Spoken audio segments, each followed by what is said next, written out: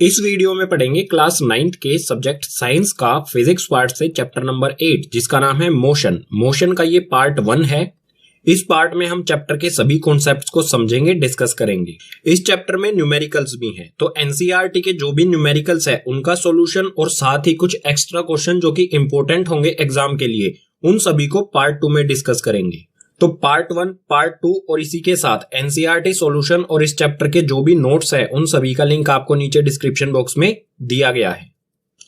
कोई भी ऑब्जेक्ट, कोई भी बॉडी या कोई भी थिंग दो स्टेट्स में हो सकता है, या तो वो रेस्ट में हो सकता है या मोशन में हो सकता है। तो इन दोनों को एक एक करके समझ लेते हैं। रेस्ट क्या होता है, उसके बाद मोशन क्या होता है। रेस्ट में हमें दिया है A body is said to be in a state of rest when its position does not change with respect to a reference point। किसी भी बॉडी या किसी भी ऑब्जेक्ट को रेस्ट में तब कहा जाएगा तब उसकी पोजीशन चेंज नहीं हो रही है किसी रेफरेंस पॉइंट से। चलो एग्जांपल से समझ लेते हैं। यहां पर ये है शॉप, इसके पास में ये है स्कूटर। यहां पर रेफरेंस पॉइंट है शॉप और हमारा ऑब्जेक्ट है स्कूटर। तो आप यहां पर देख सकते हैं कि स्कूटर की पोजीशन में कोई चेंज नहीं आ रहा है, ना तो ये शॉप से दूर जा रहा है ना ही इसके पास में आ रहा है, बिल्कुल डिस्टेंस मेंटेन करके रखा है इसने। तो हम कह सकते हैं स्कूटर क्या है, रेस्ट की पोजीशन में है। अब है मोशन। चैप्टर का नाम भी मोशन है तो इसे अच्छी तरह से समझ लेते हैं। सो यहां पर हमें दिया है a body is said to be in motion when its position changes with respect to a reference point. कोई भी बॉडी या कोई भी ऑब्जेक्ट उसको मोशन में तब कहा जाएगा जब वो अपनी पोजीशन में चेंज करता है किसी भी रेफरेंस पॉइंट से। इसको भी एग्जांपल से समझ लेते हैं। ये है रेफरेंस पॉइंट यानी कि शॉप और ये है स्कूटर। रेस्ट वाली कंडीशन में कोई भी पोजीशन चेंज नहीं हुई थी, लेकिन मोशन में क्या होगा, यहां पर आप देखिए स्कूटर की पोजीशन अभी ये है, कुछ सेकंड बाद स्कूटर यहां से यहां पहुंच गया। अगर हम रेफरेंस पॉइंट से कंपेयर करें तो पहले स्कूटर यहां पर था, अब स्कूटर यहां पर आ गया है, यानी कि इसने अपनी पोजीशन को चेंज कर लिया है। तो इस कंडीशन में हम कहेंगे स्कूटर क्या है, मोशन में है। जो भी हमारा ऑब्जेक्ट या फिर बॉडी है ये मोशन में है। अगर स्कूटर अपनी पोजीशन चेंज नहीं करता तो रेस्ट में, अगर स्कूटर अपनी पोजीशन चेंज कर लेता है तो मोशन में। मोशन के टोटल 3 टाइप्स होते हैं और वो कौन कौन से हैं, यहां पर तीनों दिए गए हैं। इसमें फर्स्ट है लीनियर मोशन। लीनियर मोशन बिल्कुल स्ट्रेट लाइन में होता है, जैसा यहां पर स्कूटर ने अपनी पोजीशन किस डायरेक्शन में चेंज की, बिल्कुल स्ट्रेट लाइन में। तो ये क्या था यहां पर, लीनियर मोशन। सेकंड है सर्कुलेटरी मोशन। सर्कुलेटरी मोशन में कोई भी ऑब्जेक्ट होगा वो सर्कुलर पाथ पर जब चलेगा उसको कहा जाएगा सर्कुलर मोशन। थर्ड है ऑसिलेटरी मोशन। ऑसिलेटरी मोशन में ऑब्जेक्ट अपनी मेन पोजीशन से आगे या फिर पीछे वाइब्रेट करेगा। कभी ये ऑब्जेक्ट इधर जाएगा फिर वापस इधर आएगा, जैसे पेंडुलम होता है ना, उसी की तरह मूव करेगा। क्लास 9th में हमें इन तीनों मोशन को नहीं पढ़ना है, हमें सिर्फ पढ़ना है लीनियर मोशन को, जो कि एक स्ट्रेट लाइन में होता है। रेस्ट और मोशन की स्टेट को समझने के बाद चैप्टर में कॉन्सेप्ट आता है फिजिकल क्वांटिटीज। जो हमारा चैप्टर है मोशन, इसमें हम मेनली फिजिकल क्वांटिटीज को ही स्टडी करेंगे, समझेंगे। कौन कौन सी फिजिकल क्वांटिटीज को पढ़ेंगे ये बताऊंगा मैं आपको नेक्स्ट पेज पर। उससे पहले ये समझ लेते हैं फिजिकल क्वांटिटीज क्या होती हैं। सो इसमें हमें दिया है it is a physical property of material that can be measured. किसी भी मटेरियल, किसी भी ऑब्जेक्ट या किसी भी बॉडी की ऐसी प्रॉपर्टी जिसे मेजर किया जा सके, यानी कि मापा जा सके। किसी भी चीज का ऐसा गुण जिसको मापा जा सके उसको कहेंगे हम फिजिकल क्वांटिटी। इसका बेस्ट एग्जांपल हो जाएगा आपकी हाइट। आपकी हाइट को मेजर किया जा सकता है ना, तो आपकी हाइट भी क्या है, एक फिजिकल क्वांटिटी है। नेक्स्ट लाइन दी है इसमें, it has 2 types. Physical quantity के 2 टाइप्स होते हैं। इसमें फर्स्ट होता है स्केलर क्वांटिटी और सेकंड होता है वेक्टर क्वांटिटी। इसमें पहले स्केलर क्वांटिटी को समझ लेते हैं। सो इसमें हमें दिया है it is a physical quantity having only magnitude not direction. Scalar quantity ऐसी फिजिकल क्वांटिटी है जिसमें सिर्फ मैग्नीट्यूड होता है, डायरेक्शन नहीं होती है। अब आप कहेंगे मैग्नीट्यूड क्या होता है। मैग्नीट्यूड हमारी वैल्यू होती है। जैसे आपका मास हो सकता है, आपका मास मान लीजिए 30 किलोग्राम है, तो ये जो 30 किलोग्राम है इसी को कहा जाता है मैग्नीट्यूड। इसी तरह से मान लीजिए आपकी हाइट है 5 फीट, तो ये भी क्या हो गया, मैग्नीट्यूड हो गया। जो भी हमारी नंबर वाली वैल्यू होती हैं उनको ही कहा जाता है मैग्नीट्यूड। सो स्केलर क्वांटिटी में सिर्फ मैग्नीट्यूड होता है, किसी भी तरह की डायरेक्शन नहीं होती है। और डायरेक्शन ना होने का मतलब क्या होगा, डायरेक्शन का कोई भी अफेक्ट नहीं होता जो भी स्केलर क्वांटिटीज होती हैं उन पर। स्केलर क्वांटिटी के एग्जांपल की बात की जाए तो यहां पर हमें दिया है स्पीड और डिस्टेंस। स्पीड और डिस्टेंस जो है ये स्केलर क्वांटिटी है। अब देखते हैं वेक्टर क्वांटिटी। वेक्टर क्वांटिटी में हमें दिया है it is a physical quantity having both magnitude as well as direction. Vector quantity ऐसी फिजिकल क्वांटिटी है जिसमें मैग्नीट्यूड भी होता है और इसके साथ साथ डायरेक्शन भी होती है। ये हमें मैग्नीट्यूड दिया है। अगर इस मैग्नीट्यूड के साथ डायरेक्शन लगा दी जाए, डायरेक्शन कैसे, ईस्ट डायरेक्शन, ईस्ट कोई डायरेक्शन होती है, तो हमें यहां पर दिया है 48 किलोमीटर ईस्ट। हमें यहां पर मैग्नीट्यूड भी दिया गया है और एक डायरेक्शन भी दी गई है। तो जहां पर मैग्नीट्यूड भी हो और डायरेक्शन भी हो तो ऐसी क्वांटिटी को कहा जाता है वेक्टर क्वांटिटी। अगर वेक्टर क्वांटिटी के एग्जांपल की बात की जाए तो यहां पर दिया है velocity, acceleration, displacement, movement, force. ये सभी क्या हैं, वेक्टर क्वांटिटीज हैं।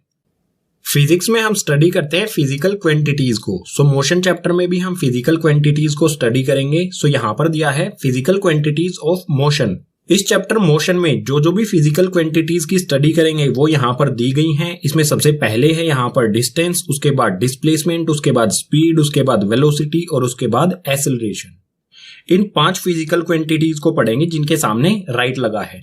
इसके अलावा जानेंगे यूनिफॉर्म मोशन और नॉन यूनिफॉर्म मोशन क्या होता है, ग्राफ जानेंगे, जो भी हमारी फिजिकल क्वांटिटीज हैं इनके बीच में ग्राफ कैसे बनेगा, और मोस्ट इंपोर्टेंट है इस चैप्टर में equations of motion. So next page से स्टार्ट करते हैं डिस्टेंस से।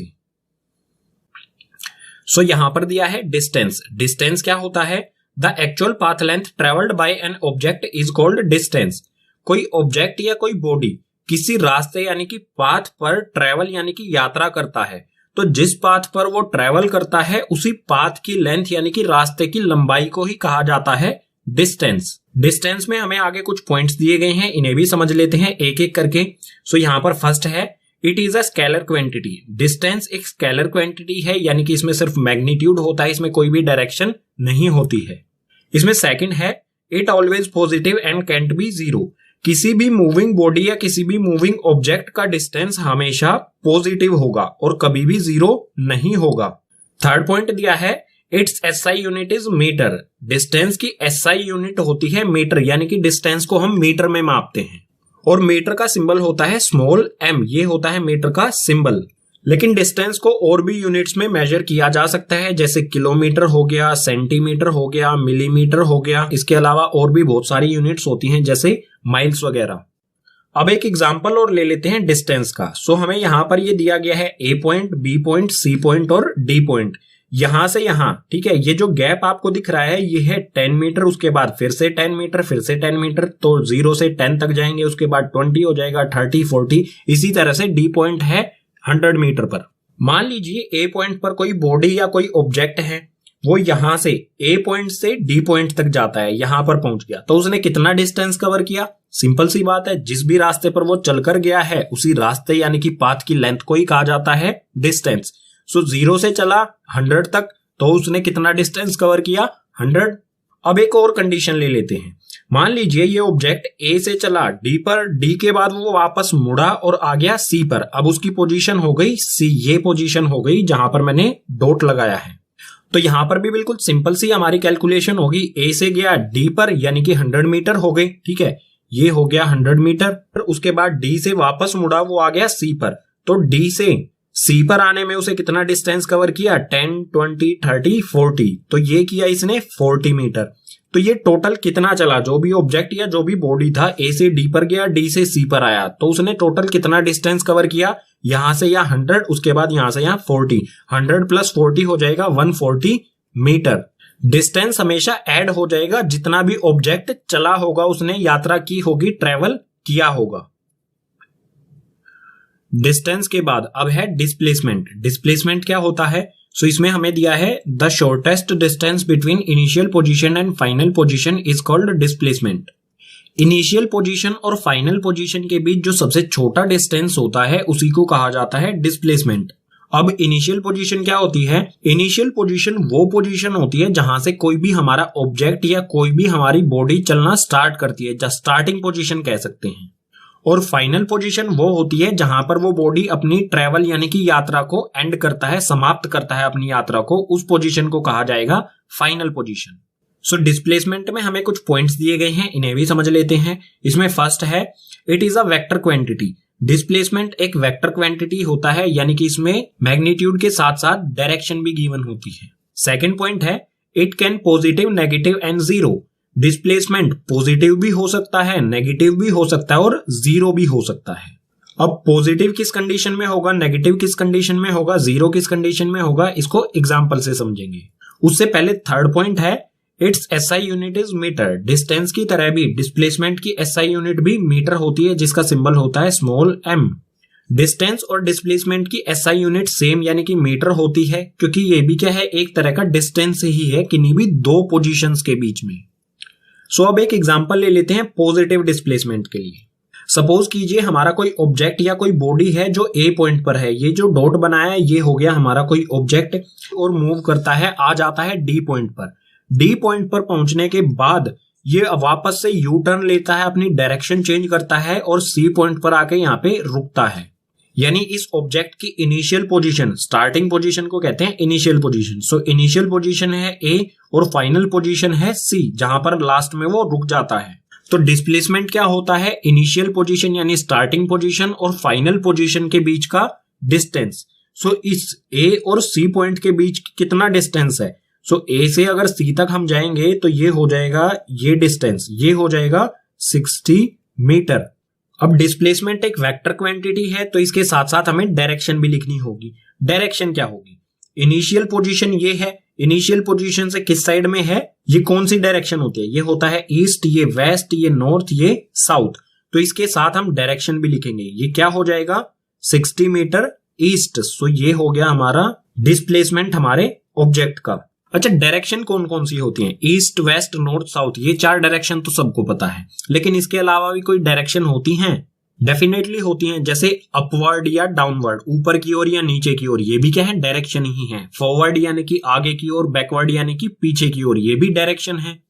तो सिर्फ चार ही डायरेक्शन नहीं होती, इसके अलावा भी डायरेक्शंस होती हैं। हम यहाँ पर ईस्ट की जगह पर लिख सकते थे अपनी मेन पोजीशन, यानी कि इनिशियल पोजीशन से किस साइड में है? ये राइट साइड में। सो हम ये भी लिख सकते थे 60 मीटर राइट। राइट और लेफ्ट भी क्या होती है? डायरेक्शन लेते हैं। अब एक और एग्जांपल ले लेते हैं, जीरो डिस्प्लेसमेंट। डिस्प्लेसमेंट जीरो कब होगा?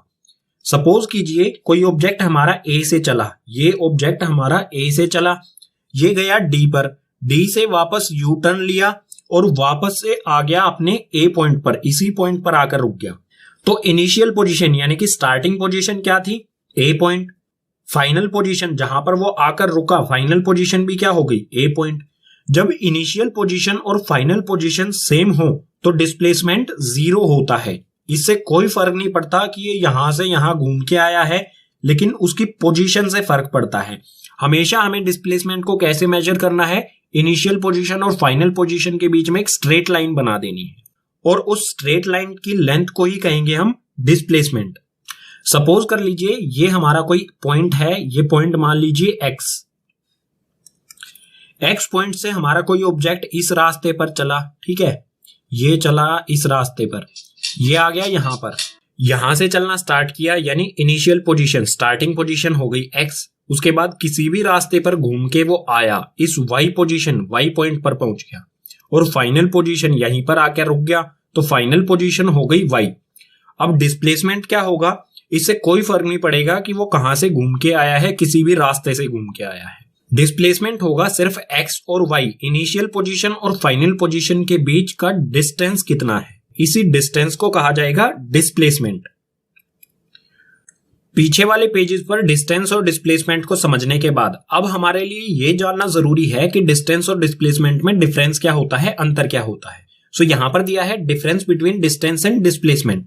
इस तरफ डिस्टेंस के बारे में दिया गया है, इस तरफ डिस्प्लेसमेंट के बारे में दिया गया है। सो डिस्टेंस में हमें फर्स्ट पॉइंट दिया है, it is actual path length travelled by an object. ये पीछे पढ़ चुके हैं कि ये असल में पाथ की लंबाई होती है जिस पर ऑब्जेक्ट ट्रेवल करता है। उसे कहा जाता है डिस्टेंस। और डिस्प्लेसमेंट क्या होता है, ये सबसे छोटा डिस्टेंस होता है इनिशियल पॉइंट या फिर कह सकते हैं इनिशियल पोजीशन और फाइनल पॉइंट यानी कि फाइनल पोजीशन के बीच।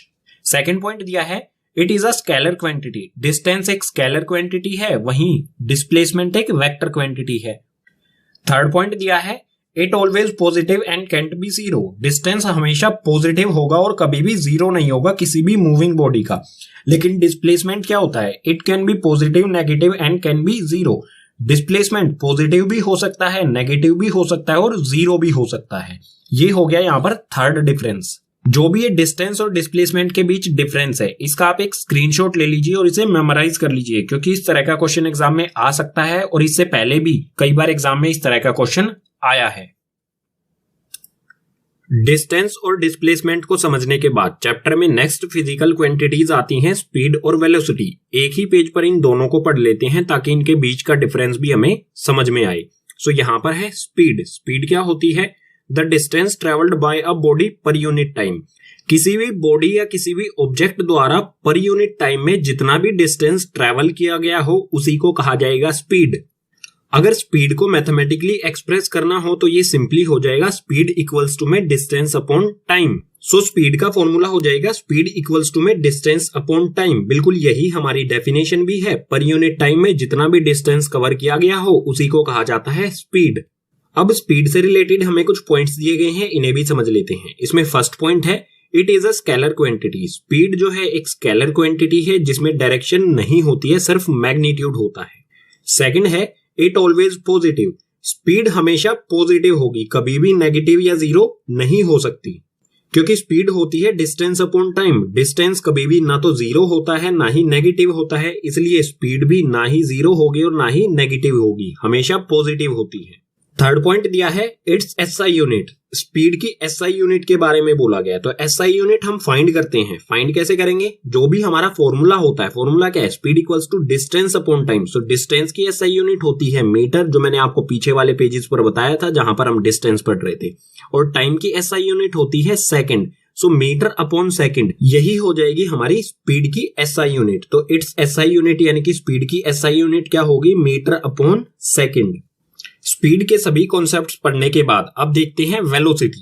वेलोसिटी क्या होती है, the distance travelled by a body per unit time in a given direction.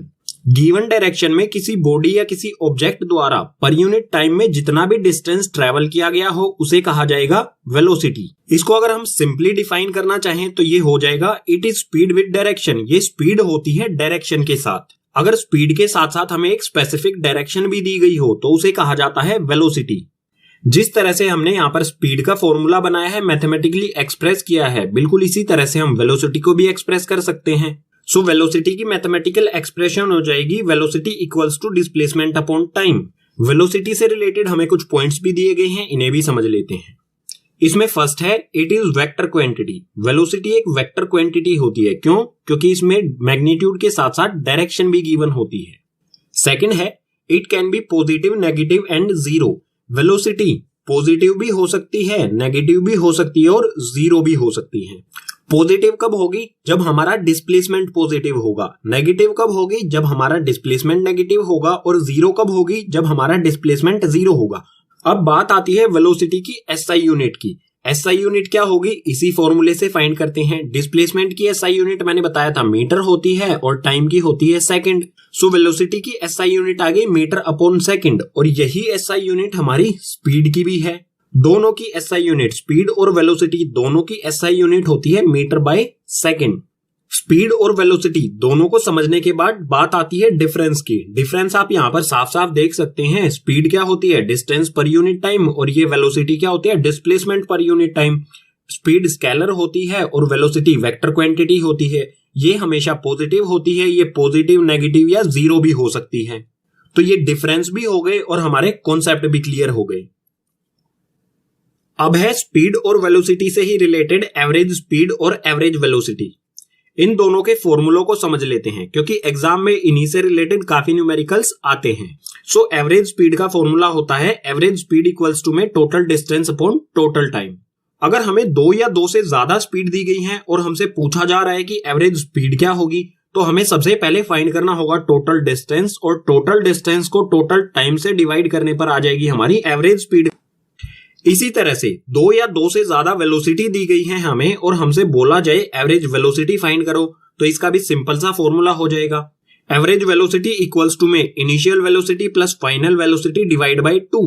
जो भी हमारी इनिशियल यानी कि स्टार्टिंग वाली वेलोसिटी है और जो भी हमारी फाइनल यानी कि एंड वाली वेलोसिटी है, इन दोनों को ऐड करके 2 से अगर डिवाइड कर देंगे तो आ जाएगी एवरेज वेलोसिटी। सो ये दोनों फॉर्मूले हो गए एवरेज स्पीड और एवरेज वेलोसिटी के।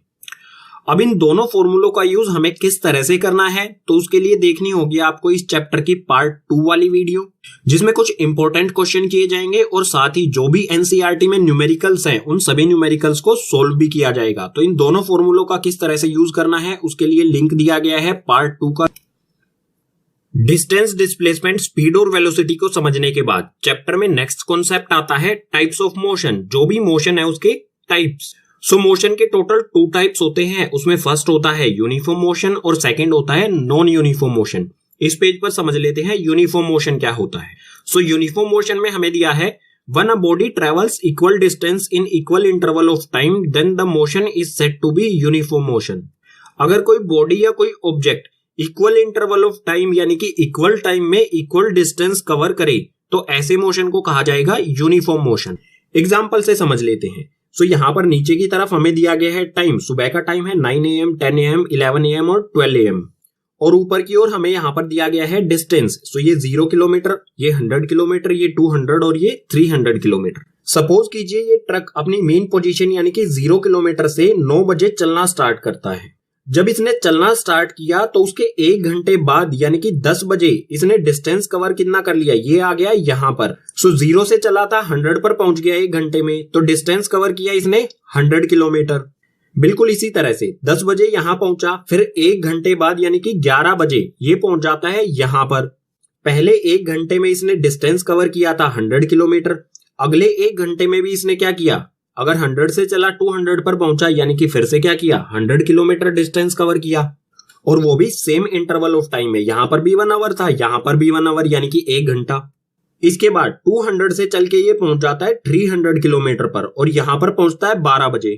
तो यहां पर भी 1 आवर का टाइम इसने कंज्यूम किया और टोटल डिस्टेंस कितना ट्रेवल किया, यहां पर भी 200 से लेके 300 यानी कि 100 किलोमीटर।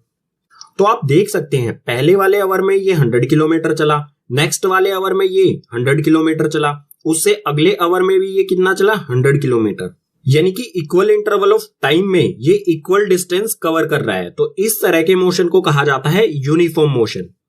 अब अगर यूनिफॉर्म मोशन को ग्राफिकली शो करना हो तो वो किस तरह से किया जाएगा। सो सपोज कीजिए ये ग्राफ है, ये हमारी एक्स एक्सिस जिस पर हमने लिया है टाइम और ये वाई एक्सिस जो है डिस्टेंस।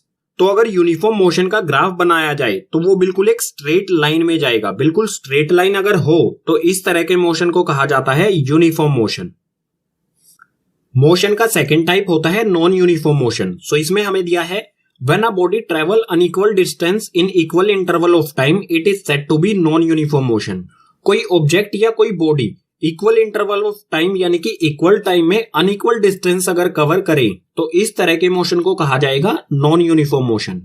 इसे भी एक एग्जांपल से समझ लेते हैं। सपोज कीजिए ये ट्रक है, अपनी मेन पोजीशन यानी कि 0 से ये चलना स्टार्ट करता है 9 बजे, 1 घंटे बाद यानी कि 10 बजे ये पहुंच जाता है यहां पर और इसने डिस्टेंस कवर किया अब 70 किलोमीटर। सो फर्स्ट आवर में इसने डिस्टेंस कवर किया 0 से 70 यानी कि 70 किलोमीटर। इसके 1 घंटे बाद यानी कि 11 बजे मान लीजिए ये पहुंच जाता है यहां पर और अब ये अपनी मेन पोजीशन से आ गया है 200 किलोमीटर दूर। अब फर्स्ट आवर यानी कि पहले घंटे में ये टोटल चला था 70 किलोमीटर और सेकंड आवर यानी कि 10 से 11 बजे के बीच ये कितना चला, अगर 200 में से 70 को माइनस कर देंगे तो ये आ जाएगा 130 किलोमीटर। पहले घंटे में ये सिर्फ चला 70 किलोमीटर, उससे अगले घंटे में ये चला 130 किलोमीटर। यहां पर टाइम तो बिल्कुल यहां पर भी 1 आवर था, यहां पर भी 1 आवर था, टाइम तो बिल्कुल इक्वल था, लेकिन इसने डिस्टेंस जो कवर किया वो अनइक्वल था। अगर इक्वल इंटरवल ऑफ टाइम में अनइक्वल डिस्टेंस कवर करे तो इस तरह के ही मोशन को कहा जाता है नॉन यूनिफॉर्म मोशन। अब बात आती है नॉन यूनिफॉर्म मोशन का ग्राफ किस तरह का होगा। सो ये हमारी एक्स एक्सिस यानी कि टाइम और वाई एक्सिस यानी कि डिस्टेंस। नॉन यूनिफॉर्म मोशन का ग्राफ कभी भी स्ट्रेट लाइन में नहीं होगा। स्ट्रेट लाइन नहीं होनी चाहिए, बाकी किसी भी तरह की लाइन हो सकता है ये जिगजैग हो, इस तरह से हो सकता है ये कर्व्ड लाइन में हो इस तरह से, और हो सकता है कर्व्ड लाइन डाउनवर्ड भी हो। स्ट्रेट लाइन अगर नहीं है ग्राफ पर तो इस तरह के मोशन को ही कहा जाता है non uniform motion. Straight line के अलावा किसी भी तरह की लाइन होगी तो। अब आगे बढ़ने से पहले देख लेते हैं सिंबल्स। जो भी हमारी फिजिकल क्वांटिटीज थी, जो भी हमारी टर्म्स थी, उनके सिंबल्स क्या होंगे। अलग अलग बुक्स में अलग अलग सिंबल्स हो सकते हैं, लेकिन हमें फॉलो करना है एनसीईआरटी को। जो भी एनसीईआरटी में सिंबल्स दिए गए हैं उन्हीं के बारे में डिस्कस करेंगे। सो यहां पर दिया है सिंबल्स। इसमें हमारी फर्स्ट फिजिकल क्वांटिटी है डिस्टेंस। डिस्टेंस का सिंबल होता है स्मॉल एस। जहां पर भी स्मॉल एस लिखा होगा हमें समझ जाना है वहां पर डिस्टेंस की बात हो रही है। इसके बाद है डिस्प्लेसमेंट। डिस्प्लेसमेंट का सिंबल होता है डेल्टा एस। जो ये ट्रायंगल बनाया है ये है डेल्टा, इसे कहा जाता है डेल्टा, और इसके बाद एस, ये हो गया डिस्प्लेसमेंट का सिंबल। इसके बाद है इनिशियल वेलोसिटी। इनिशियल वेलोसिटी या इनिशियल स्पीड दोनों का एक ही सिंबल होता है और ये होता है स्मॉल यू। स्मॉल यू से हम रिप्रेजेंट करेंगे इनिशियल वेलोसिटी या फिर इनिशियल स्पीड को। इसके बाद है फाइनल वेलोसिटी। फाइनल वेलोसिटी का सिंबल होता है स्मॉल वी। फाइनल वेलोसिटी या फिर फाइनल स्पीड, इन दोनों का एक ही सिंबल होता है स्मॉल वी। अब टाइम, टाइम का सिंबल होता है स्मॉल टी। और इसके बाद है एक्सेलरेशन। एक्सेलरेशन का सिंबल होता है स्मॉल ए। और जो हमारी स्पीड या फिर वेलोसिटी होती है ये भी प्रेजेंट स्पीड या प्रेजेंट वेलोसिटी होती है। सो इन दोनों का सिंबल भी हो जाएगा स्मॉल वी। स्पीड और वेलोसिटी इन दोनों का सिंबल भी हो गया हमारा स्मॉल वी। अब यहां पर एक पॉइंट और क्लियर कर देता हूं। जो भी स्पीड या वेलोसिटी है इन दोनों को हम एक दूसरे की जगह पर यूज कर सकते हैं क्योंकि इनमें माइन्यूट सा डिफरेंट होता है। सो अगर सिंबल्स की फॉर्म में हम फॉर्मूला लिखना चाहें तो किस तरह से लिखेंगे। जैसे यहां पर दिया है speed equals to distance upon time, तो स्पीड का फॉर्मूला क्या होगा। स्पीड होता है हमारा v इक्वल्स टू में डिस्टेंस होता है हमारा यहां पर स्मॉल s, तो v इक्वल्स टू में s अपॉन में टाइम का होता है t। तो हमारा फॉर्मूला बन जाएगा कुछ इस तरह से। इसी तरह से आप अलग अलग फॉर्मूलों को सिंबल्स की फॉर्म में भी लिख सकते हैं।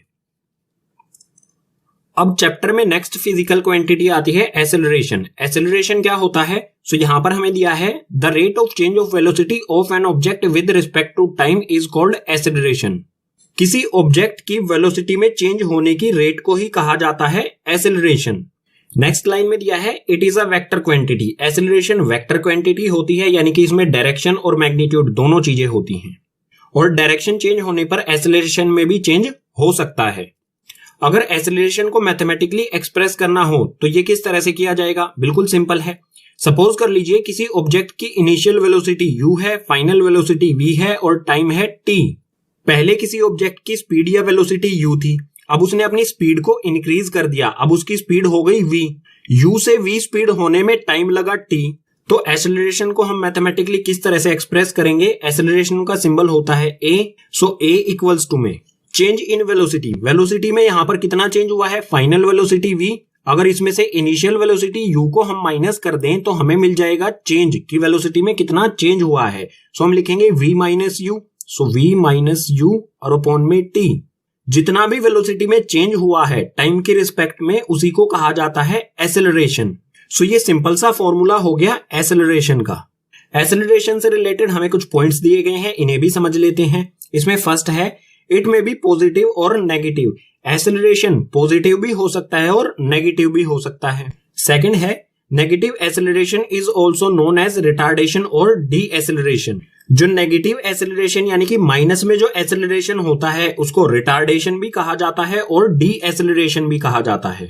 थर्ड पॉइंट है इट्स एसआई यूनिट। एक्सेलरेशन की एसआई यूनिट क्या होगी ये यहां से फाइंड कर लेते हैं। ऊपर दिया है हमें वेलोसिटी। वेलोसिटी की एसआई यूनिट क्या होती है, मीटर पर सेकंड। सो यहां पर मैं लिखता हूं मीटर पर सेकंड यानी कि मीटर अपॉन सेकंड। और यहां पर दिया है नीचे टाइम। टाइम की एसआई यूनिट होती है सेकंड। सो सेकंड पहले से ही है, एक और सेकंड आ जाएगा, इसमें मल्टीप्लाई हो जाएगा। तो यहां पर ये आ गया मीटर अपॉन में सेकंड मल्टीप्लाई में सेकंड, तो ये हो जाएगा मीटर पर सेकंड स्क्वायर। और यही हो जाएगी एक्सेलरेशन की एसआई यूनिट। यहां पर मैं लिख देता हूं ये होगा मीटर पर सेकंड स्क्वायर। एक्सेलरेशन को मेजर किया जाता है मीटर पर सेकंड स्क्वायर में। अब नेक्स्ट पेज पर पॉजिटिव एक्सेलरेशन और नेगेटिव एक्सेलरेशन का एक एग्जांपल ले लेते हैं। किन कंडीशन में पॉजिटिव एक्सेलरेशन होगा और किन कंडीशन में नेगेटिव एक्सेलरेशन होगा। ओके, अब पॉजिटिव एक्सेलरेशन कब होगा, when initial velocity lower than final velocity. Initial velocity हमारी कम हो और फाइनल वेलोसिटी ज्यादा हो तो एक्सेलरेशन होगा पॉजिटिव। यानी कि हमारी स्पीड या वेलोसिटी अगर इंक्रीज हो रही है तो वो होगा पॉजिटिव एक्सेलरेशन। एक सिंपल सा यहाँ पर एग्जांपल ले लिया है। u यानी कि इनिशियल वेलोसिटी है 20 मीटर पर सेकंड, v यानी कि फाइनल वेलोसिटी है 50 मीटर पर सेकंड और टाइम लिया है इस वेलोसिटी चेंज होने में 5 सेकंड्स। इनिशियल वेलोसिटी कम है, फाइनल वेलोसिटी ज्यादा है, तो इस कंडीशन में एक्सेलरेशन होगा पॉजिटिव। एक्सेलरेशन का फॉर्मूला क्या होता है, a equals to v minus u upon में t। तो इस कंडीशन में हम एक्सेलरेशन अगर फाइंड करेंगे तो ये आएगा v माइनस यू, तो 50 माइनस 20, सो सिंपल है 50 minus 20 divide by time. Time है यहाँ पर 5 सेकेंड, सो ये आ गया 5। 50 में से 20 को माइनस करेंगे तो ये आ जाएगा 30 और अपॉन में 5 एज इट इज। 5 से 30 को कैंसिल करेंगे 6 जा पर, तो हमारा एक्सेलरेशन आया वो आ गया 6 मीटर पर सेकेंड स्क्वायर। सो इसी तरह से नेगेटिव एक्सेलरेशन कब होगा, when initial velocity higher than final velocity. Initial velocity higher यानी कि ज्यादा हो और फाइनल वेलोसिटी कम हो। सो इसका भी एक सिंपल सा एग्जांपल ले लेते हैं। इनिशियल वेलोसिटी यानी कि u ये है 100 मीटर पर सेकंड, उसके बाद हमारी वेलोसिटी हो गई कम, फाइनल वेलोसिटी आ गई 60 मीटर पर सेकंड, यानी कि हमने स्लो कर दिया अपना जो भी ऑब्जेक्ट जो भी व्हीकल है उसको। और ये वेलोसिटी में चेंज कितने टाइम में हुआ, टाइम दिया है यहाँ पर 4 सेकंड्स। इस कंडीशन में जब इनिशियल वेलोसिटी ज्यादा है फाइनल वेलोसिटी से, तो इस कंडीशन में होता है नेगेटिव एक्सेलरेशन। अगर हम इस कंडीशन के लिए एक्सेलरेशन फाइंड करेंगे तो ये आएगा a equals to same formula v minus u upon में t। यहाँ पर वैल्यू पुट करते हैं, v की वैल्यू 60 तो ये आ जाएगा 60 और u की वैल्यू यहाँ पर कितनी है 100, सो 60 माइनस 100 अपॉन में टाइम है 4 सेकेंड्स। 60 में से 100 को माइनस करेंगे तो ये आ जाएगा माइनस 40 और अपॉन में 4 एज इट इज। 4 से 40 को कैंसिल करेंगे, सो 4 1 जा 4, 4 10 जा 40, लेकिन 10 आएगा माइनस में क्योंकि 40 क्या था माइनस में। सो हमारा यहाँ पर जो एक्सेलरेशन आया वो क्या आ गया माइनस 10 मीटर पर सेकेंड स्क्वायर। अब आप ये सोच रहे होगे एक्सेलरेशन पॉजिटिव भी है नेगेटिव भी है, क्या जीरो भी हो सकता है एक्सेलरेशन? तो बिल्कुल जीरो भी हो सकता है एक्सेलरेशन अगर v इक्वल्स टू u हो, यानी कि इनिशियल और फाइनल वेलोसिटी दोनों इक्वल हो तो एक्सेलरेशन होगा जीरो, क्योंकि वेलोसिटी में तो कोई चेंज हुआ नहीं। चैप्टर में नेक्स्ट कॉन्सेप्ट है graphical representation of motion. Motion को ग्राफ पर किस तरह से शो किया जाता है, रिप्रेजेंट किया जाता है। सो दो तरह से किया जाता है इसमें, फर्स्ट है डिस्टेंस टाइम ग्राफ पर और दूसरा है velocity time graph. Velocity time graph को हम नेक्स्ट पेज पर समझेंगे, इस पेज पर समझ लेते हैं डिस्टेंस टाइम ग्राफ के बारे में। सो डिस्टेंस टाइम ग्राफ दो तरह का होता है, एक एक करके समझ लेते हैं। इसमें फर्स्ट है हमारा ये वाला, डिस्टेंस को हम शो करेंगे एस से और टाइम को शो करेंगे हम स्मॉल टी से। ये सिंबल्स मैं पीछे पढ़ा चुका हूं। सो इस वाले ग्राफ पर हमने इस एक्सिस को ले लिया है टाइम लिया है हमने यहाँ पर सेकंड्स में, आप मिनट्स में या फिर आवर्स में भी ले सकते हैं, कंडीशन के अकॉर्डिंग जो भी हमें क्वेश्चन में दी होगी उसके अकॉर्डिंग यहाँ पर यूनिट ले सकते हैं। इसी तरह से इस वाली एक्सिस पर हमने लिया है एस यानी कि डिस्टेंस, जो कि है मीटर्स में। इसमें भी हम अलग अलग यूनिट ले सकते हैं, सेंटीमीटर ले सकते हैं, किलोमीटर ले सकते हैं, कंडीशन क्वेश्चन की कंडीशन के अकॉर्डिंग। जब भी किसी ग्राफ पर एक एक्सिस डिस्टेंस हो और दूसरी एक्सिस पर टाइम हो तो ग्राफ की जो लाइन रिप्रेजेंट करती है, यानी कि ये वाली लाइन ग्राफ जो हमें शो करेगा वो शो करेगा स्पीड या फिर वेलोसिटी को। दोनों सेम थिंग होते हैं, स्पीड और वेलोसिटी बिल्कुल एक जैसे ही होते हैं। तो ये जो लाइन हमें शो कर रही है, ये जो ग्राफ हमें शो कर रहा है, ये शो कर रहा है स्पीड या फिर वेलोसिटी यानी कि v को। और अगर ये लाइन बिल्कुल स्ट्रेट है तो इस तरह के ग्राफ को कहा जाएगा यूनिफॉर्म स्पीड या फिर यूनिफॉर्म वेलोसिटी। बिल्कुल स्ट्रेट है क्योंकि जितना टाइम कंज्यूम कर रहा है उतना ही डिस्टेंस भी ट्रेवल कर रहा है। सपोज कीजिए हमें ये पॉइंट A दिया गया है और ये पॉइंट दिया गया है B। हमें फाइंड करना है कि A से B तक कितनी वेलोसिटी होगी। सो बिल्कुल सिंपल है, हम फाइंड करेंगे जब ये A पॉइंट पर था तो इसने कितना टाइम ट्रेवल किया था, इसको मान लेंगे। यहां से हम एक वर्टिकल लाइन ड्रॉ करेंगे जिसे मान लेंगे हम T1, और इसी तरह से B पॉइंट से भी हम टाइम एक्सिस पर एक वर्टिकल लाइन ड्रॉ करेंगे, इसे मान लेंगे हम T2। जैसे हमने यहाँ पर वर्टिकल लाइंस ड्रॉ की हैं, बिल्कुल उसी तरह से हॉरिजॉन्टल लाइंस ड्रॉ करेंगे S यानी कि डिस्टेंस वाली एक्सिस पर। सो यहाँ से ये कर दिया मैंने, ये हो गया S1, और B से यहाँ पर ड्रॉ किया, ये हो गया S2। इस तरह के ग्राफ से रिलेटेड न्यूमेरिकल्स भी हैं बुक में, तो न्यूमेरिकल्स के लिए पार्ट 2 जरूर देखने हैं क्योंकि उससे आपका कॉन्सेप्ट बिल्कुल क्लियर हो जाएगा। तो A से B तक अगर हमें वेलोसिटी यानी कि स्पीड निकालनी है तो फॉर्मूला क्या बनेगा हमारा, सबसे पहले V यानी कि स्पीड हो जाएगी हमारी। ये कैसे फाइंड करेंगे हम, V का फॉर्मूला क्या होता है हमारा, speed equals to distance upon time, ये होता है V equals to S upon T, ये फॉर्मूला होता है।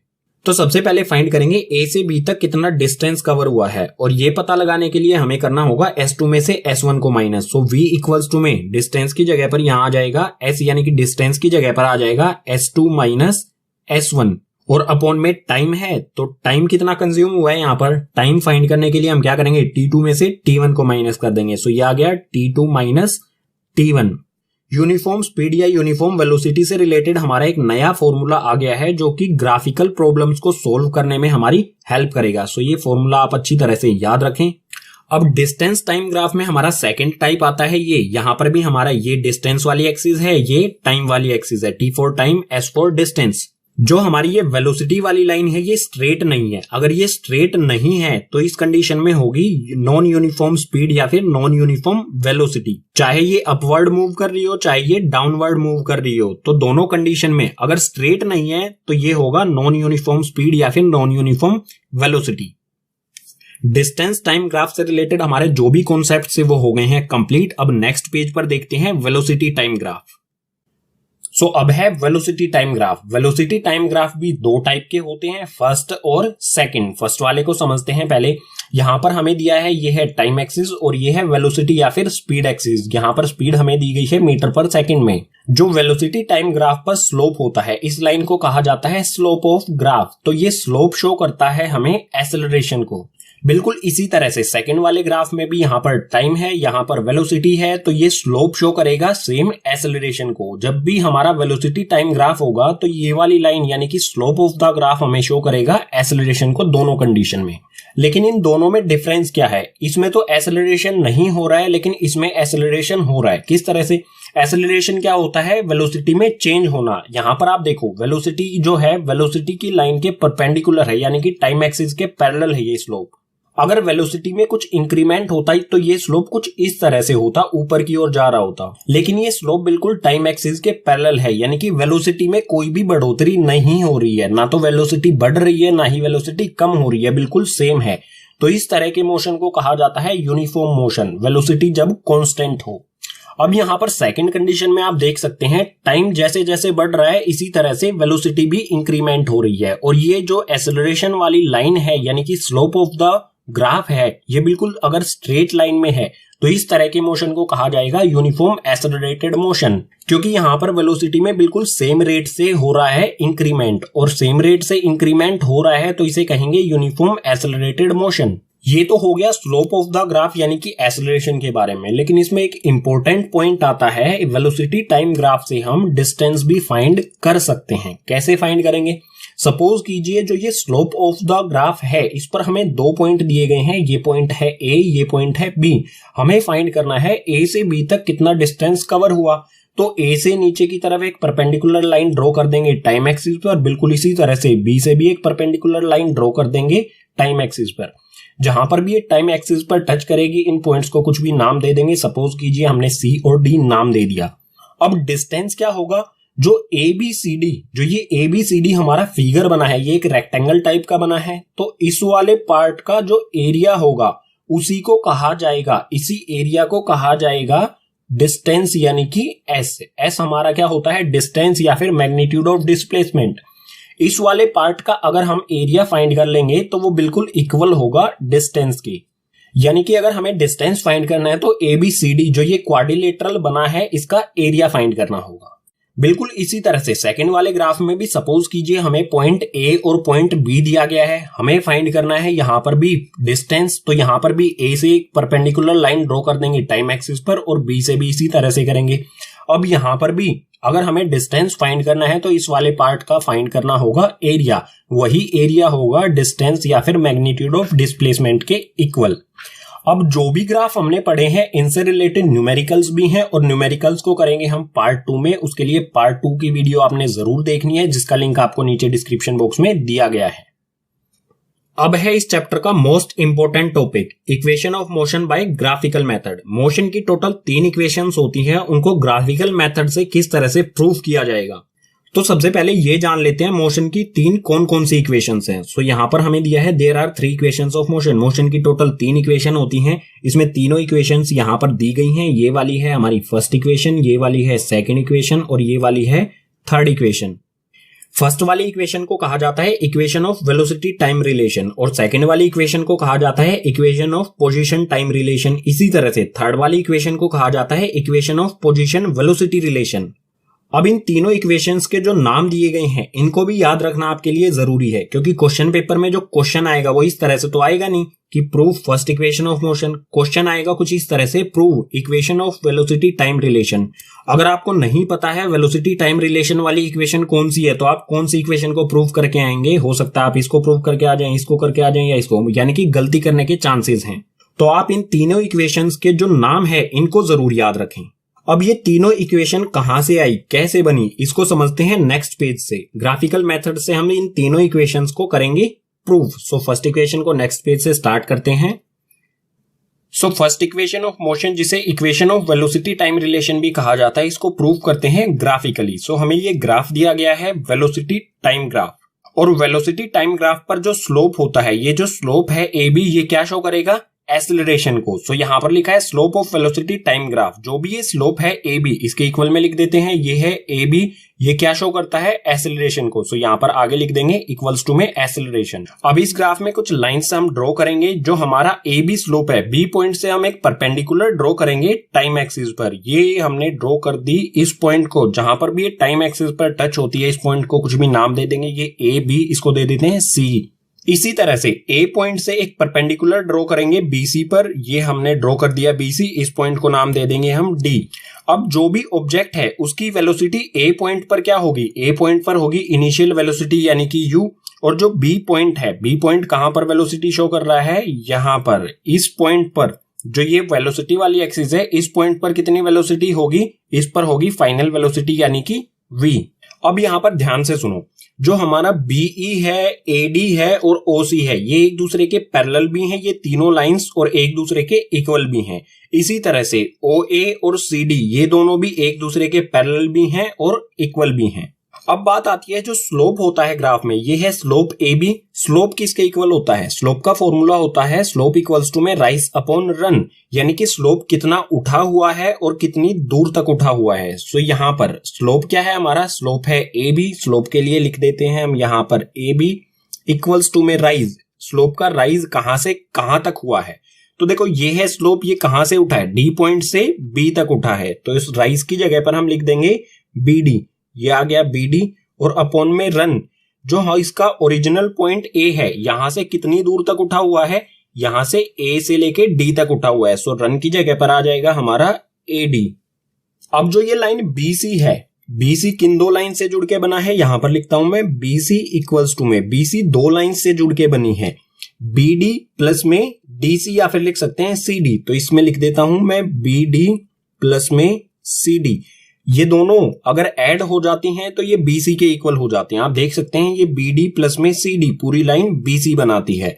अब यहां से हमारे यहां पर बीडी दिया गया है, तो बीडी की वैल्यू फाइंड करेंगे, यानी कि सीडी को इस तरफ ले आएंगे। इस तरफ सबसे पहले क्या है?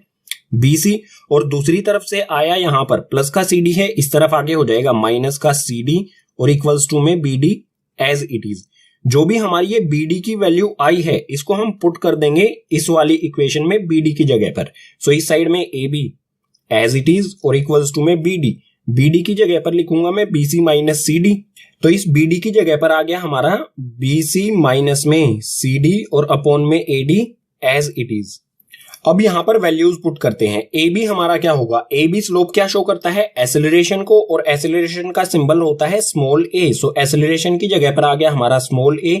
इसी तरह से बीसी, ग्राफ में देखेंगे बीसी हमारा क्या है? बीसी है इसके ओई के पैरेलल और इक्वल, तो ओई यहां पर शो करता है फाइनल वेलोसिटी यानी कि वी को। सो बीसी की जगह पर लिख देंगे हम वी माइनस में सीडी।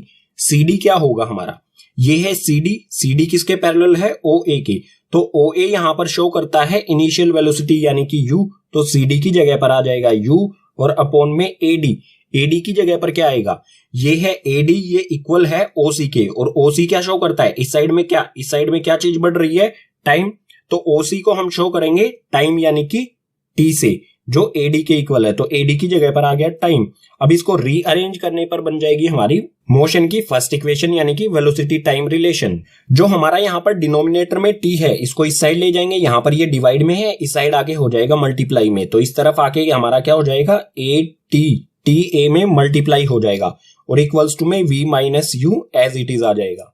अब यहां पर हमें v की वैल्यू फाइंड करनी है, तो माइनस यू को लेके जाएंगे इस तरफ। इस तरफ सबसे पहले क्या है? 80 है, AT, और जो माइनस u, ये माइनस u इस साइड जाएगा तो ये हो जाएगा प्लस का u, और इक्वल्स टू में बचेगा यहाँ पर सिर्फ v। अब इसको हम पलट के लिख देंगे सिंपल, हमारी इक्वेशन इस तरफ है v, तो इसको हम लिख सकते हैं v इक्वल्स टू में u प्लस में AT। बस हमने इसको पलट दिया है, जो v इस साइड में था इसको कंप्लीट इस साइड लेके आ गए, और v plus AT, sorry u plus AT जो था इस साइड आ गया। यही है हमारी मोशन की फर्स्ट इक्वेशन। इसको हमने यहाँ पर प्रूव किया है ग्राफिकल मेथड, पूरा कॉन्सेप्ट हो गया हमारा कंप्लीट फर्स्ट इक्वेशन से रिलेटेड।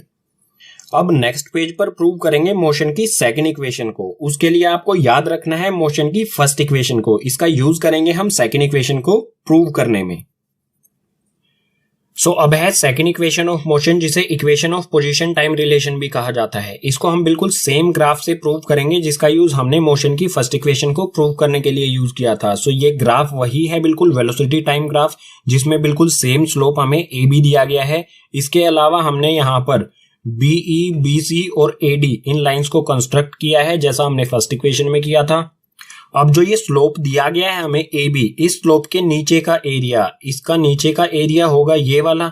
इस वाले पार्ट के एरिया को क्या कहा जाता है? डिस्टेंस या फिर डिस्प्लेसमेंट। हम मोशन स्ट्रेट लाइन में पढ़ रहे हैं, स्ट्रेट लाइन में मोशन जब होता है तो डिस्टेंस और डिस्प्लेसमेंट दोनों इक्वल होते हैं। सो इस वाले पार्ट का एरिया क्या होगा? डिस्टेंस या फिर कह सकते हैं डिस्प्लेसमेंट। अब ये कौन सा एरिया है? OABC, इस वाले पार्ट को हम कहेंगे OABC। तो डिस्प्लेसमेंट किसके इक्वल होगा? Area of OABC। ये क्वाड्रिलेटरल हो गया या फिर कह सकते हैं ट्रेपेजियम हो गया हमारा OABC। ये हमारा ट्रेपेजियम OABC दो फिगर से मिलके बना है। एक तो इसमें आता है ये वाला ट्राइंगल जिसको मैं अभी शेड कर रहा हूं, और इसमें आता है ये वाला एक रेक्टेंगल जिसको नीचे की तरफ यहां पर शेड किया गया है। अगर हमें इस ट्रेपेजियम OABC का एरिया फाइंड करना है तो हमें क्या करना होगा? रेक्टेंगल का एरिया प्लस में ट्राइंगल का area. So area of OABC equals to में हो जाएगा एरिया ऑफ रेक्टेंगल। इस वाले रेक्टेंगल, कौन सा रेक्टेंगल है ये? AOCD। Area of rectangle AOCD और प्लस में area of this triangle. Triangle कौन सा है? ADB। तो प्लस में एरिया ऑफ ट्राइंगल ADB। ये ट्राइंगल का सिंबल है। अब यहां पर साफ साफ लिखा गया है एरिया ऑफ OABC होता है डिस्प्लेसमेंट, तो एरिया ऑफ OABC की जगह पर मैं लिख सकता हूं डिस्प्लेसमेंट का सिंबल जो होता है स्मॉल s इक्वल्स टू में एरिया ऑफ रेक्टेंगल AOCD। इस वाले रेक्टेंगल का एरिया, रेक्टेंगल का एरिया क्या होता है? लेंथ मल्टीप्लाई में ब्रेथ। सो लेंथ है यहां पर OC और ब्रेथ है यहां पर OA। तो एरिया ऑफ रेक्टेंगल AOCD की जगह पर मैं लिख सकता हूं OC मल्टीप्लाई में OA। उसके बाद ये वाला प्लस का सिंबल एज इट इज आ जाएगा। अब हमें लिखना है एरिया ऑफ ट्राइंगल ADB। इस वाले ट्राइंगल ADB, इसका एरिया क्या होगा? ये क्या है? राइट एंगल ट्राइंगल है, और राइट एंगल ट्राइंगल का एरिया होता है 1/2 मल्टीप्लाई में बेस मल्टीप्लाई में परपेंडिकुलर। सो यहां पर आ जाएगा 1/2 मल्टीप्लाई में बेस। बेस क्या है ट्राइंगल का? ट्राइंगल का बेस है AD। सो ये आ गया हमारा AD मल्टीप्लाई में परपेंडिकुलर। परपेंडिकुलर क्या है यहां पर? ये है BD। सो ये आ जाएगा यहां पर BD। अब यहां पर जो हमारी लाइन है ये BC, ये BC लाइन है। तो मैं BC को किस तरह से लिख सकता हूं? BC इक्वल्स टू में, BC दो लाइन से जुड़ के बनी है, एक तो BD और प्लस में CD। ये कंप्लीट लाइन बन जाएगी अगर BD और CD को हम ऐड कर दें। सो BC इक्वल्स टू में क्या हो जाएगा? BD प्लस में CD।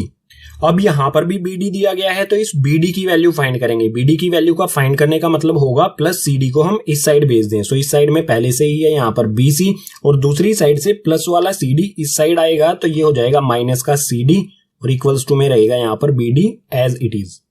अब जो ये वैल्यू आई है BD की, इसको हम पुट कर देंगे इस इक्वेशन में BD की जगह पर। सो हमारी ये वाली इक्वेशन एज इट इज आएगी। यहां तक सिर्फ BD की जगह पर हम लिख देंगे BC माइनस में CD। S इक्वल्स टू में OC मल्टीप्लाई में OA प्लस में 1/2 AD इनटू में BD। BD की जगह पर क्या लिखूंगा मैं? BC माइनस में CD। सो ये आ गया BC माइनस में CD। ठीक है। अब जो भी हमें ये टर्म्स दी गई हैं इनकी वैल्यू पुट करते हैं। सो S इक्वल्स टू में OC। OC क्या है? ग्राफ में देखेंगे ये है OC। OC क्या है? टाइम। सो OC की जगह पर हम लिख देंगे T मल्टीप्लाई में OA। OA क्या है? ये है OA, ये है इनिशियल वेलोसिटी यानी कि U। सो OA की जगह पर आ जाएगा U, प्लस में 1/2 एज इट इज। अब आता है एडी। एडी क्या है? एडी यहां पर आप देख सकते हो, एडी इक्वल है ओसी के, और ओसी और एडी दोनों क्या है? ये है टाइम। सो एडी की जगह पर आ गया टी फॉर टाइम। उसके बाद है बीसी माइनस में सीडी। बीसी क्या है? बीसी आप यहां पर देख सकते हो, बी से लेके सी तक ये इक्वल होगा ई ओ के, या फिर ओ ई के इक्वल होगा बीसी। और ये क्या है? यहां पर ये है फाइनल वेलोसिटी, ये भी फाइनल वेलोसिटी होगा। बीसी क्या हो गया हमारा? फाइनल वेलोसिटी, यानी कि वी और माइनस में सीडी। सीडी क्या होगा? सीडी यहां पर आप देख सकते हो, ये वाला पार्ट हमारा यहां पर ओ ए के इक्वल है, और ये है initial velocity u. So v CD की जगह पर आ जाएगा यू। अब हमें यूज करना है फर्स्ट इक्वेशन ऑफ मोशन को। फर्स्ट इक्वेशन ऑफ मोशन क्या थी हमारी? v इक्वल्स टू में u प्लस में at। यहां से हम v माइनस यू फाइंड करेंगे। यहां पर आप देख सकते हैं ना, v माइनस यू है, तो u को इस साइड में ले आएंगे। ये यहां पर v एज इट इज, दूसरी साइड में यहां पर u प्लस में है, इस तरफ आके हो जाएगा माइनस में u equals to 80 as it is. अब जो हमारी v माइनस यू, यहां पर भी v माइनस यू पे, ये फर्स्ट इक्वेशन से है, v माइनस यू की वैल्यू आ गई हमारी 80। इस v माइनस यू की जगह पर हम 80 लिख सकते हैं। सो यहां पर ये इक्वेशन एज इट इज आएगी, सिर्फ v माइनस यू की जगह पर आ जाएगा 80। सो यहां पर मैं लिखता हूं s इक्वल्स टू में u और t को मल्टीप्लाई करेंगे तो ये हो जाएगा ut प्लस में 1/2 t, और v माइनस यू की जगह पर आ जाएगा, ये वाला जो v माइनस यू है इसकी जगह पर आ जाएगा 80। सो ये आ गया 80, ब्रैकेट क्लोज कर देंगे। अब हमारी इक्वेशन फाइनली बन चुकी है, second equation of motion. s equals to में ut प्लस में 1/2, 80 को t में मल्टीप्लाई करेंगे, t से t मल्टीप्लाई होगा तो हो जाएगा t square, a as it is आ जाएगा। सो ये आ जाएगा 80 स्क्वेयर। यही होती है हमारी सेकेंड इक्वेशन ऑफ मोशन। बिल्कुल सिंपल है, जो भी स्लोप दिया गया है उसके नीचे का एरिया हमें फाइंड करना है, और उसके अलावा दो चीजें आपको ध्यान रखनी है कि BD को हमने किस तरह से लिखना है, और फर्स्ट इक्वेशन का हमें किस तरह से इसमें यूज करना है। v माइनस यू की जगह पर हमें पुट करना है 80, तो हमारी second equation of motion easily prove हो जाएगी। सो अब है थर्ड इक्वेशन ऑफ मोशन, जिसे equation of position velocity relation भी कहा जाता है। इसमें भी हम बिल्कुल same graph, velocity time graph का यूज करेंगे, जिसमें वही हमें स्लोप दिया गया है AB।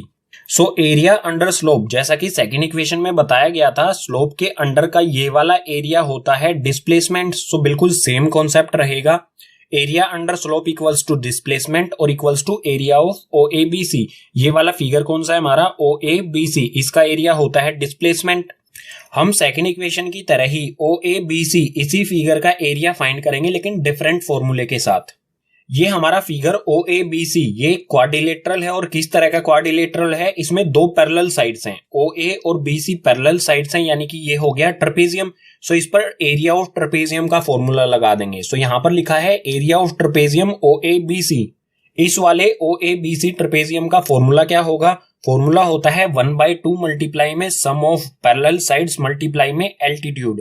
सो फॉर्मूला बनेगा हमारा 1/2 मल्टीप्लाई में सम ऑफ पैरेलल साइड्स। जो हमारी पैरेलल साइड्स हैं BC और OA एक दूसरे के पैरेलल हैं, इन्हीं का हो जाएगा सम। तो मल्टीप्लाई में करके लिखना है हमें, तो ये है BC मल्टीप्लाई में OA। तो यहां पर लिख देता हूं प्लस में OA सम होता है, मल्टीप्लाई नहीं आएगा, सम आएगा। और मल्टीप्लाई में होगा एल्टीट्यूड। एल्टीट्यूड होता है जो पैरेलल लाइंस होती हैं उनके बीच का परपेंडिकुलर डिस्टेंस, और वो क्या है यहाँ पर OC। ये इन दोनों लाइंस, पैरेलल लाइंस के बीच का डिस्टेंस से दूरी है, तो ये आ जाएगा OC मल्टीप्लाई में OC। ये हो गया OABC ट्रेपेजियम का फॉर्मूला। सो इस वाले फिगर OABC इसका एरिया क्या होगा? डिस्प्लेसमेंट। तो इसकी जगह पर मैं लिख सकता हूं डिस्प्लेसमेंट यानी कि स्मॉल s इक्वल्स टू में 1/2 एज इट इज मल्टीप्लाई में BC की वैल्यू क्या होगी? OE हमारा है वेलोसिटी, फाइनल वेलोसिटी, तो BC भी इसके इक्वल और पैरेलल है, तो ये भी हो जाएगा फाइनल वेलोसिटी यानी कि V। तो इस BC की जगह पर मैं लिख देता हूं V, उसके बाद प्लस में OA क्या है हमारा? ये है OA, ये है हमारी इनिशियल वेलोसिटी यानी कि U से, ये आ गया U, और मल्टीप्लाई में OC। यहां पर OC है हमारा टाइम इंटरवल। सो यहां पर OC की जगह पर, इस वाले OC की जगह पर आ गया स्मॉल t। सो इस इक्वेशन को प्रूव करने से पहले हमें जाना होगा फर्स्ट इक्वेशन ऑफ मोशन पर। और फर्स्ट इक्वेशन ऑफ मोशन क्या होती है? तो यहां पर मैंने पहले से ही लिख लिया है by first equation of motion. First equation of motion क्या होती है? V इक्वल्स टू में U प्लस AT। यहां से हम t की वैल्यू फाइंड करेंगे और t की वैल्यू को इस t की जगह पर पुट कर देंगे। सो t की वैल्यू फाइंड करेंगे तो u और at जो है उनको लेके आएंगे इस तरफ पहले से ही है हमारे पास v। अब प्लस का u इस साइड आके हो जाएगा माइनस का u, और जो a t के साथ मल्टीप्लाई में है, ये a मल्टीप्लाई में है t के साथ, अगर इसको इधर भेजेंगे तो ये हो जाएगा डिवाइड में a। सो t की वैल्यू जो ये हमारी i है, इसको हम पुट कर देंगे इस वाली इक्वेशन में t की जगह पर। सो इस इक्वेशन को यहां पर लिखते हैं। इक्वेशन है हमारी s इक्वल्स टू में 1/2 मल्टीप्लाई में v प्लस में u मल्टीप्लाई में t की वैल्यू हम पुट करेंगे, ये इस t की जगह पर आ जाएगा हमारा v माइनस यू अपॉन में a। सो ये आ गया v माइनस यू अपॉन में a।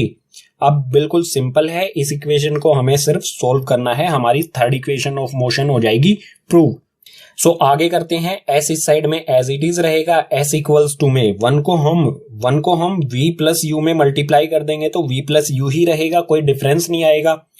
तो ऊपर वाली वैल्यूज क्या आएंगे हमारी v प्लस यू मल्टीप्लाई में v माइनस यू, तो ये आ गया v प्लस में u मल्टीप्लाई में v माइनस में u, और अपॉन में नीचे कौन कौन सी वैल्यूज हैं यहाँ पर है 2 और a, ये दोनों क्या है आपस में मल्टीप्लाई का साइन लगा हुआ हर जगह, तो 2 और a आपस में हो जाएंगी मल्टीप्लाई, ये आ जाएगा 2a। अब जो ये 2a यहाँ पर डिवाइड में है, इसको लेके जाएंगे इस साइड आगे हो जाएगा मल्टीप्लाई। इस साइड क्या है s को 2a में मल्टीप्लाई करेंगे तो ये हो जाएगा 2as इक्वल्स टू में। अब ऊपर हमारा v plus you v minus you, ये हमारी एक आइडेंटिटी बनती है, मैथ में आपने पढ़ा होगा a प्लस b और a माइनस बी अगर मल्टीप्लाई में हो तो वो हो जाते हैं a square minus b square. तो यहां पर v प्लस में u v माइनस में u, ये दोनों क्या है आपस में मल्टीप्लाई में है, तो इनका क्या हो जाएगा v स्क्वेयर माइनस में u स्क्वेयर हो जाएगा।